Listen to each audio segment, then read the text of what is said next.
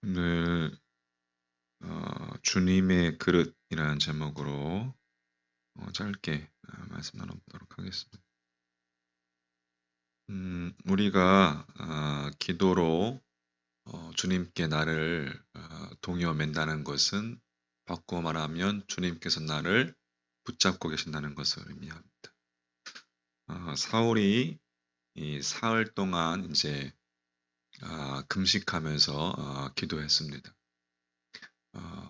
주님의 빛에 의하여서 시력을 상실한 채 식음을 전파하며 직가라는 곳으로 다른 사람의 손에 이끌려 직가를 지나서 유다의 집에 머물며 그가 금식 기도를 했죠. 사울의 기도가 주님 보시기에 얼마나 감탄이 되었으면 주님께서 사울을 위해서 예비해 두신 아나니아에게 보라 그가 기도하는 중이다.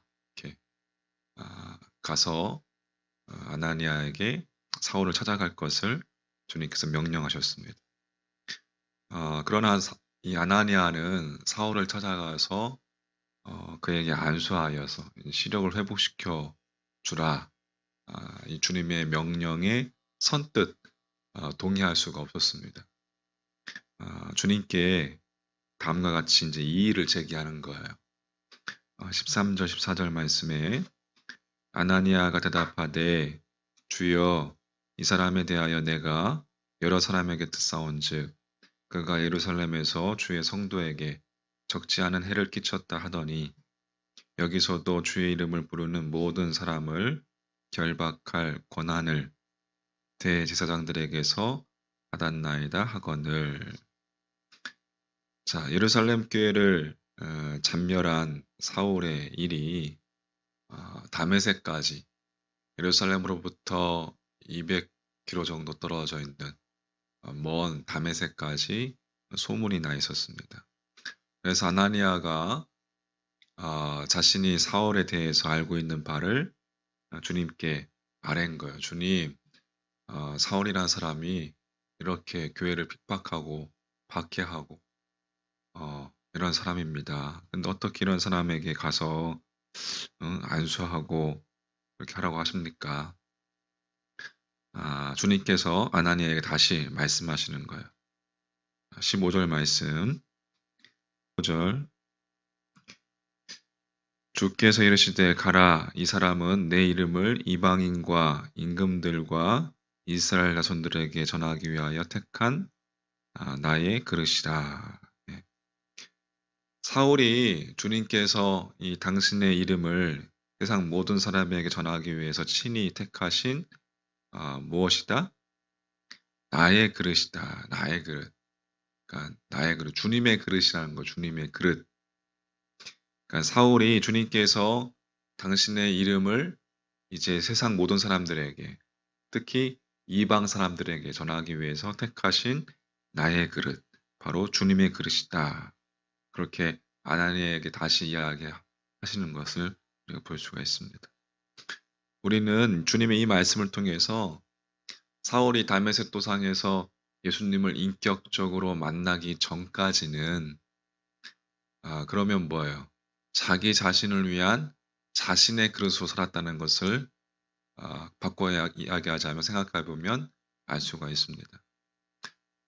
자신의 그릇 뭐예요? 대제사장들을 비롯한 유대 최고 지도자들에게 그들의 신임을 얻어서 유대교 내에서 자신의 지위를 공고히 하고 더 큰 지위와 더 큰 권력을 얻으려는 욕망, 쉽게 말해서 출세하려는 그런 욕망, 자신의 그릇으로 산 사울의 모습을 우리는 보았습니다.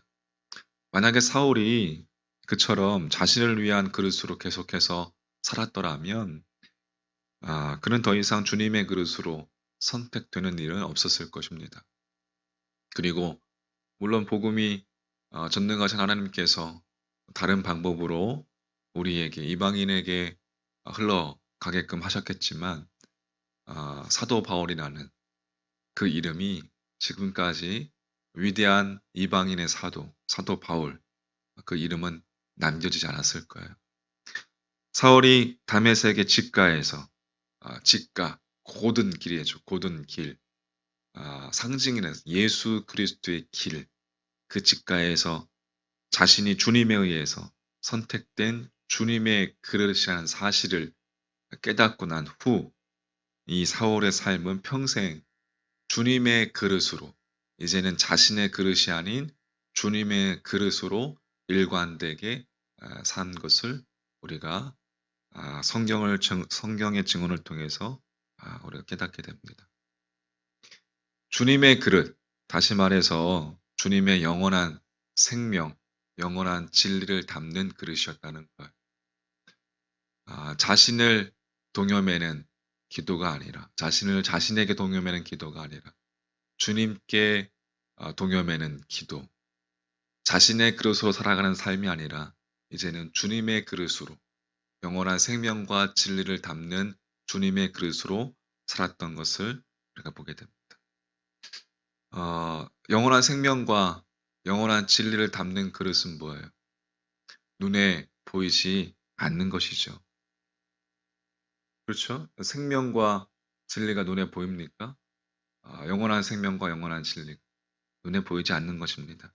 사울의 삶이 일평생 그렇게 평생 주님의 그릇으로 일관할 수 있었던 것은 그가 보이지 않는 영원한 것, 영원한 것은 보이지 않죠. 영원한 것을 그의 삶의 목적으로, 그의 삶의 의미로 삼았음을 이야기하는 거예요.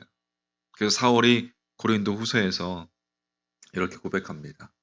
우리가 주목하는 것은 보이는 것이 아니요 보이지 않는 것이니 보이는 것은 잠깐이요 보이지 않는 것은 영원함이라. 할렐루야. 눈에 보이는 것은 영원하지 않지만 눈에 보이지 않는 것은 영원하다는 사실, 그것을 사울은 그가 눈이 멀었을 때 그가 뼈저리게 깨닫게 된 것이었죠. 그렇게 사울이 보이지 않는 영원한 것을 추구하면서 어두운 세상을 밝히고 이방인의 사도라는 별명까지 위대한 신약 성경의 반 이상, 그죠? 기록하는 하나님의 위대한 사도로 쓰임받는 바울이 되었습니다. 유대 지도자들이 보이지 않는 것을 그들이 보지 못했을 때 유대 최고 지도자들은 이해 득실에 눈이 어두워서 주님의 집을, 기도하는 집을 강도의 소굴로 만들었습니다. 신약에 예수님께서 가장 먼저 공생애를 시작하시면서 하시는 것이 뭐예요? 성전에 들어가셔서 성전을 정화한 사건. 다 둘러 엎으시면서 화를 내시면서 내 집은 만민이 기도하는 집이다. 그렇게 성전 정화 사건을 하시면서 공생애를 시작하셨죠. 공생애를 마무리하실 때도 그 후 3년 후 다시금 또 성전에 올라가셔서 기도하는 집이다. 성전을 정화하시면서 그렇게 마무리하셨습니다. 여러분, 중세기의 로마 카톨릭 교회는 보이는 것만을 추구하다가 면죄부, 그죠? 면죄부를 팔았어요. 이거 말이 뭐 역사가 그렇게 우리에게 이야기해 주고 있습니다. 로마 카톨릭 교회 보이는 것만을 추구하다가 추악한 이 집단으로 몰락하고 말았습니다. 보이는 것만을 추구하던 사울은 보이지 않는 영원한 것을 추구하면서부터 이제는 자기 자신의 담았던 자기 욕망을 담았던 자기 그릇으로 더럽혔던 모습에서 벗어나서 주님의 택한 그릇으로 그가 쓰임받을 수 있었습니다.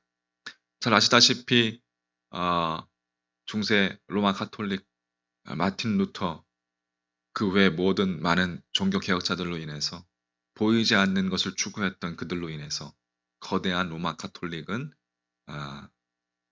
무너지게 되었고 종교 개혁의 기치를 올릴 수 있었던 것입니다. 우리는 더 이상 우리 자신을 위한 우리 자신의 그릇이 아닙니다. 우리는 영원한 생명과 영원한 진리를 맛본 사람들, 우리는 영원한 하나님 나라의 하나님의 백성된 하나님의 자녀입니다. 할렐루야. 그러므로 우리는 모두 주님의 부르심을 받은 주님의 그릇입니다. 여러분 자신이, 나 자신이 주님의 부르심을 받은 주님의 그릇이란 말이에요. 주님의 그릇인 우리 속에 그러면 무엇을 담아야 돼요? 주님을 담아야 되죠. 영원한 진리이신, 영원한 생명 대신 보이지 않는 것을 추구하고 보이지 않는 주님의 영원한 생명과 진리로 우리 자신을 채워야 합니다. 보이지 않는 영원한 영생의 말씀으로 우리 안을 채워야 된단 말이에요. 그럴 때 우리 삶 속에서 주님으로 채울 때 주님이 드러나게 되는 거죠. 주님으로 넘칠 때, 말씀이 내 안에 넘쳐 흐를 때 말씀의 은혜가 흘러가는 것이죠.